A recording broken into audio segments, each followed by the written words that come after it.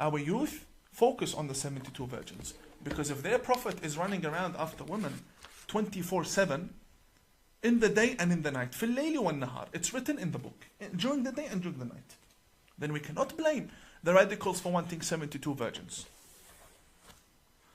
Now we come to page 221. 221. The chapter of jihad begins. And this is the problem that we have when it comes to jihad. This here is volume 2 from Sahih Al Bukarih, the most sacred book after the Holy Quran. And this here is the chapter of jihad, so nobody says we're making things up. Chapter of jihad. We will open the chapter of jihad that is present in all of our mosques. Thank you very much. Thank you very much for importing these books from overseas. Segment number 7 in chapter 6 of volume 2, page number 223, as I have highlighted for you. I don't know how clear that is. I can provide you with scans if you like. The name of the chapter says it all. The name is called Bab Tamanni al-Shahada. The chapter of loving martyrdom. I want the Grand Mufti to answer me, what does this mean exactly? Because I know they will say it took it out of context. No problem. I'm an Imam and I've taken it out of context. You explain, please. قال رسول الله صلى الله عليه وآله والذي نفسي بيده لوددت أني أقتل في سبيل الله ثم أحيا ثم أقتل ثم أحيا ثم أقتل ثم أحيا ثم أقتل. What does that mean? It means that Prophet Muhammad says, I vow by God that I wish that I could be killed for the sake of Allah, then brought back to life, then killed, then brought back to life, then killed, then brought back to life, then killed once again, and then you go become a martyr and you go and you get your 72 virgins. And this is not something that we are just reading. This is not a magazine. This is Sahih Al Bukarih. The authentic. Sahih means authentic. After intense filtration for 1,200 years, this is what we have now come with to form the religion of Islam. So when you see its non-stop attacks towards the West, you know why. Because they themselves wish to die, come back to life, to die again, come back to life, and die and come and non-stop. This love for death that they have, I don't know where it comes from.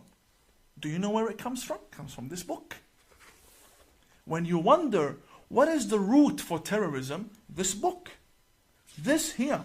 When the Muslim is taught that your Prophet wishes to die and come back to life once again, just in order to die again, you can't blame the 15-year-old and the 17-year-old and the 22-year-old to want to go and blow themselves up.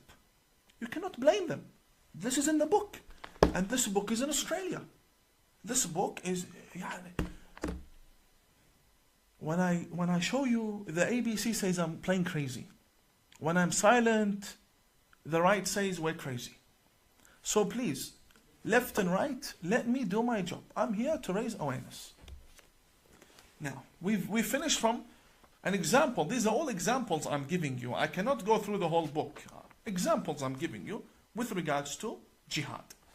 Now, the book, the very volume explains to us why the Prophet would say such a thing. According to Al Bukarih. Why would the Prophet say such a thing? Very easy.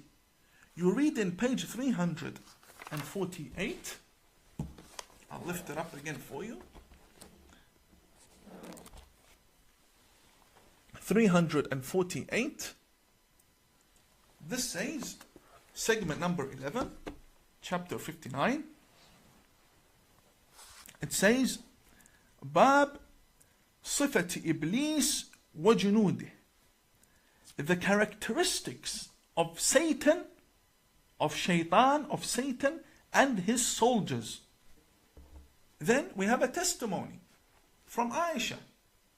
Aisha is the wife of Prophet Muhammad, who was also a terrorist after the life of Prophet Muhammad. She was leading an army that killed many people, tens of thousands of people in Basra, also known by the Battle of the Camel. Aisha, this is the 7-year-old wife, apparently. According to us, according to our evidences, the more reasonable evidences, she was over 18, she was over 20. And we also have evidence that she was married and she had a child before she married Prophet Muhammad. But we won't get into that. All the Muslims haven't agreed upon her age. But what they have agreed upon is that she was either 6 to 13 by the 95% of the Muslims. The majority believe she was underage. Yes, I will not deny. Here, the very lady, Aisha, says, and Aisha, hadith number 3268. She says, سحر النبي حتى كان يخيل إليه أنه يفعل الشيء وما يفعله. It means that the Prophet Muhammad was possessed. He was possessed. He was a crazy, delusional man. To the extent, حتى, she says, حتى كان يخيل إليه, to the point that he would start imagining things. And he would consider that he has done things when he didn't do anything. So when you find the Prophet saying, I want to die and come back and die and come back, it's because they believe he's a delusional man. They believe he's a psychopath. They believe he's being possessed, which is even worse. How can an apostle of God be possessed by jinns? This is what they believe.